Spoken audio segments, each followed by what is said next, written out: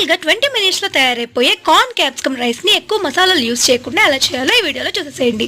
First ఒక కుక్కర్లో 1 table spoon నూనె అలాగే 1 టీ స్పూన్ నెయ్యి వేసేసేయండి.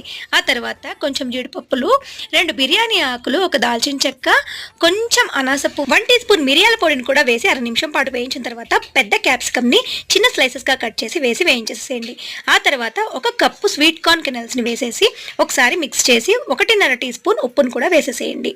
ఇప్పుడు 1.5 కప్పు బియ్యాన్ని కడిగి వేసేసేయండి. నేను ఇక్కడ నార్మల్ బియ్యం తీసుకున్నాను. నార్మల్ బియ్యంకి 3 కప్పుల నీళ్లు పోసేసాను.